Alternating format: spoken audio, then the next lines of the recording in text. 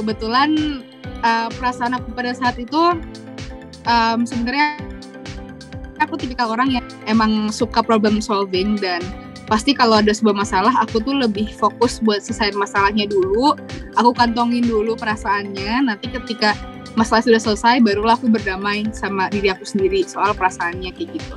Karena kalau dicampurin biasanya aku suka membuat keputusan-keputusan yang gak baik ketika aku gak mencampurin masalah dan emosi ya gitu. Jadi kayak pada masa itu sih emang sih ini terdengar aneh ya buat sebuah deskripsi perasaan, tapi aku mencoba semaksimal mungkin buat berusaha dulu, meskipun memang pasti awalnya kaget dan sedih ya, tapi aku sampingkan dulu itu semua dan coba cari cara gimana caranya biar aku bisa melanjutkan penugasan, karena aku datang ke sini untuk nugas gitu loh, bukan untuk pulang kembali sebelum tanggal 17 tersebut. So pada hari itu sih aku bener-bener seminggu itu ya berjuang keras banget gimana caranya nih biar bisa ikut pengibaran gitu. And pas akhirnya hari H itu barulah kan udah emang nggak bisa, udah pengibaran pagi juga udah selesai gitu.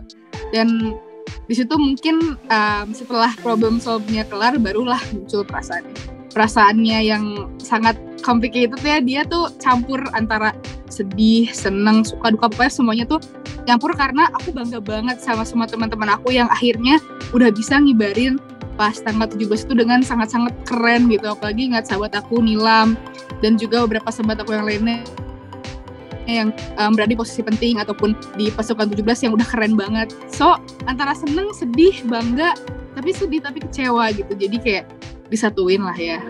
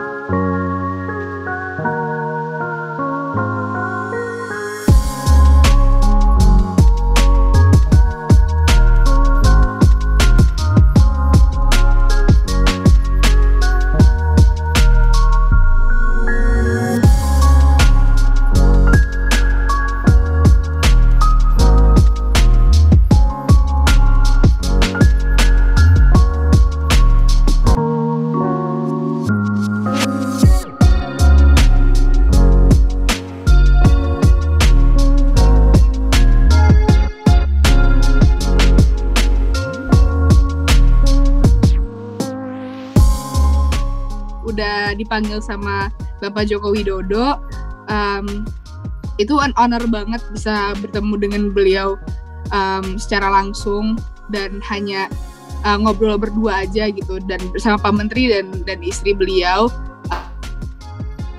Ibu Negara, dan itu suatu kehormatan banget. Aku sampai nggak bisa berkata apa-apa, nge-freeze di tempat, cuma kayak iya Pak, baik Pak. Udah nggak tahu lagi mau ngomong apa. Di situ kan aku posisinya masih 16 tahun ya. Jadi itu merupakan apa ya?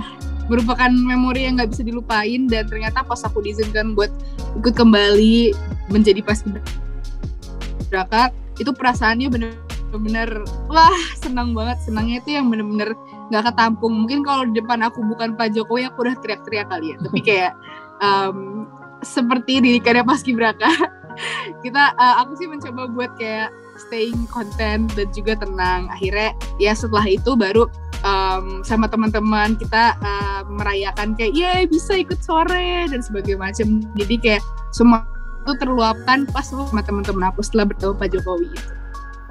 Pas aku bertemu beliau, ini lucu banget sih. Pas aku baru datang sama Pak Imam, mantan Menpora, beliau kan di samping saya. Lalu Pak Jokowi pas melihat wajah saya, dia langsung kayak, oh Gloria ya, ini ya yang lebih terkenal daripada saya. Terus aku bingung mau jawab apa, kayak, oh enggak Pak, Bapak lebih terkenal. Saya nggak ada apa-apanya Pak. Itu kayak salting banget sih. Terus kayak beliau, aku masih samar-samar sih ya, karena kan udah 5 tahun yang lalu ya. Setelah itu beliau lebih banyak memberi nasihat dan juga semangat. Lalu kayak congratulations for joining the team again, kayak gitu sih intinya. Sebenarnya memang jadi kalau menurut undang-undang di Indonesia itu kan si anak lahir campuran di atas tahun 2006 itu peraturannya mereka tuh harus dapat dual citizenship yang terbatas. Jadi nanti ketika udah legal age baru bisa milih.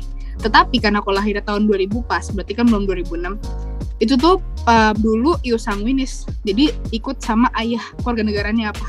Karena kan aku lahir di Indonesia, di Jakarta. Dan ayah aku kebetulan masih warga negara asing. Nah, jadi dari kecil aku memang paspornya ikutin papa. Karena kan kayak gitu kan yang berlaku. Tapi tahun 2000 peraturan baru, jadi aku bisa dapat dual citizenship. Nah, tapi informasi itu tidak beredar sebaik itu. Maka dari itu akhirnya banyak banget anak selain aku juga ya, yang sekarang itu stateless, gak punya keluarga negaraan. Ada juga yang sama kayak aku nasibnya, akhirnya pure dinyatakan warga negara asing tanpa pertimbangan lain. Karena kan kalau mengikuti asas hukum kan, meskipun warga negara tidak tahu, harus tetap mengikuti peraturannya dari undang-undangnya, ya kan? Nah, atas dasar itu waktu itu aku juga sempat mengajukan judicial review ke MK, Mahkamah Konstitusi. Nah, di situ juga aku sebenarnya maju ke Mahkamah Konstitusi bukan karena aku pengen justifikasi atas status keluarga negaraan aku. Kenapa? Karena aku sih sebenarnya kayak ya udah kalau misalnya kejadian seperti itu, kalau misalnya memang aku yang salah ya nggak apa-apa. Tapi masalahnya ya ternyata setelah ditinjau ada lebih dari 1.000 anak yang kasusnya sama kayak aku karena tidak mendapatkan informasi yang sesuai. Nah, kan kalau misalnya ada hukum yang baru seharusnya tepat sasaran untuk dikomunikasikannya ke publik, apalagi anak setengahan mungkin jumlahnya tidak terlalu banyak gitu loh. Dan kabar yang beredar nggak bakalan seriuh kalau misalnya itu misalnya kayak hukum untuk publik yang lain gitu kan. Pasti nggak ada dong yang memperbincangkan selain anak-anak yang setengahan ataupun orang tua yang memang perkawinan campuran gitu. So we didn't get the information. Akhirnya kita menuntut buat anak yang di bawah yang lahir sebelum 2006 yang belum legal age itu bisa mendapatkan hak yang sama meskipun tidak ikut pemutihan. Karena anehnya pemutihannya hanya bisa selama waktu terbatas, kayak cuma beberapa bulan gitu. Pas 2006 itu bisa ikutan ke yang dual citizenship itu. Kan aneh ya, harusnya coba kayak ditungguin aja biar semuanya bisa ikutan juga, tapi ternyata enggak. Dan akhirnya banyak banget kasus yang sedih-sedih banget sampai kayak aku bingung ngejelasinnya gimana waktu lagi sidang karena bawa saksi juga dan lain-lain, dan mereka itu memang sangat-sangat membutuhkan identity. Mereka sampai nggak bisa mendaftar ke banyak hal karena mereka aja nggak punya paspor ataupun KTP, nggak bisa ke luar negeri. Bahkan separah itu aku masih beruntung masih punya paspor, masih bisa punya hak yang sama atas warga negara Prancis, tapi anak-anak yang lain tidak gitu. Maka itu yang aku perjuangkan pada masa itu. Kayak gitu.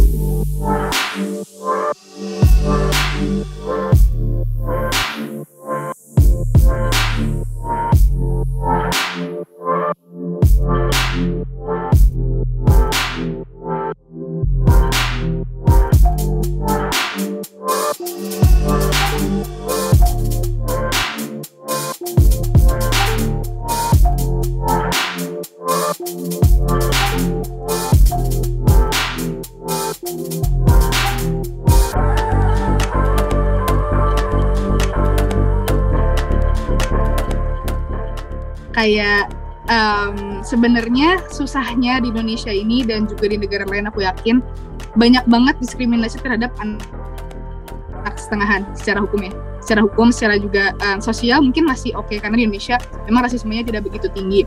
Tapi buat anak setengahan itu rumit banget kehidupannya.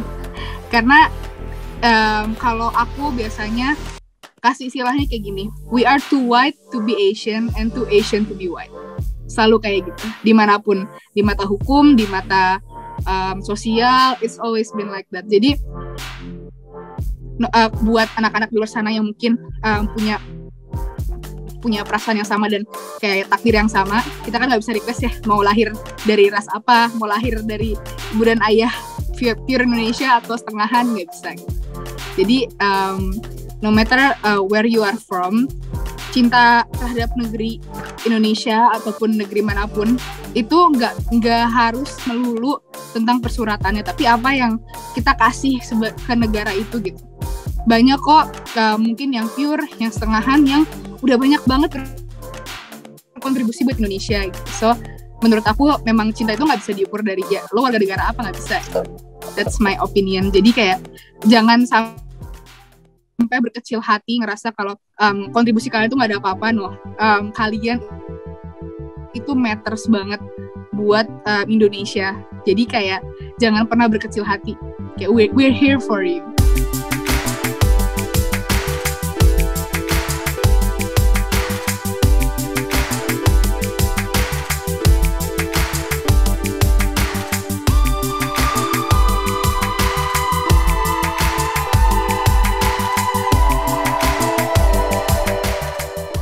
Emang lagi berusaha banget negara Indonesia dari dulu. Aku tuh emang pengennya warga negara Indonesia. Aku nggak pernah sama sekali berminat buat jadi warga negara Prancis, karena ya aku emang tinggal di sini. Aku juga planning buat sampai mungkin nanti akhir umur aku di sini gitu. Aku juga pengen berkarya. Aku juga pengen berkarir di Indonesia gitu. Jadi kayak I have no plans on going to France. Makanya kayak dari awal memang aku taunya aku half karena aku cuma tahu hukum yang 2006, tapi kayak kita nggak tahu ada pemutihan and stuff like that gitu. So that's the missing point gitu. Kayak makanya aku pasti ikut basket ya, aku aman-aman aja kan. I have the rights in two nations. Aku punya hak juga di Indonesia. Ternyata tidak seperti itu.